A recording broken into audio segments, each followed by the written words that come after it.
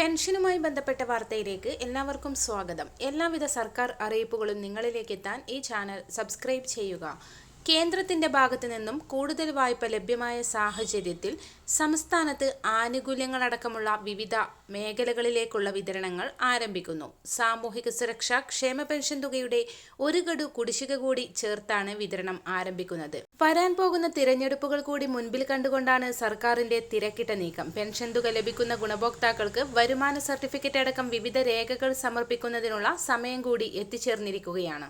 വാർഷിക മസ്റ്ററിംഗ്, വീടുകൾ കേന്ദ്രീകരിച്ചിട്ടുള്ള social auditing, ഇതോടൊപ്പം തന്നെ പെൻഷൻ പദ്ധതിയിൽ പരാതികൾ സ്വീകരിക്കൽ, അനർഹരായ ആളുകൾക്ക് സ്വയം പെൻഷൻ പദ്ധതിയിൽ നിന്നും പിന്മാറുന്നതിനുള്ള അവസരം എന്നിവ ഉൾപ്പെടെയുള്ള കാര്യങ്ങൾക്ക് ഈ മാസം മുതൽ തുടക്കം കുറിക്കുകയാണ്. ഇത് സംബന്ധിച്ചിട്ടുള്ള തീയതികളിൽ വരുന്ന ആഴ്ച മുതൽ പ്രഖ്യാപിക്കുകയും ചെയ്യും.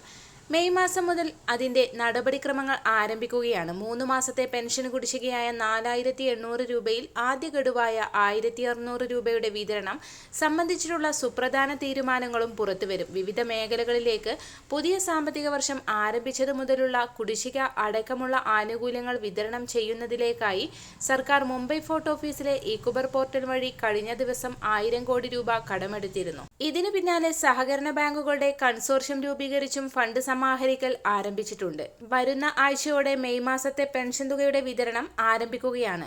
മസ്റ്ററിംഗ് പൂർത്തിയാക്കിയിട്ടുള്ള എല്ലാവർക്കും ഈ തുക എത്തിച്ചേരും. വരും ദിവസങ്ങളിലെ പെൻഷൻ അറിയിപ്പുകൾക്കായി ഈ ചാനൽ സബ്സ്ക്രൈബ് ചെയ്യുക.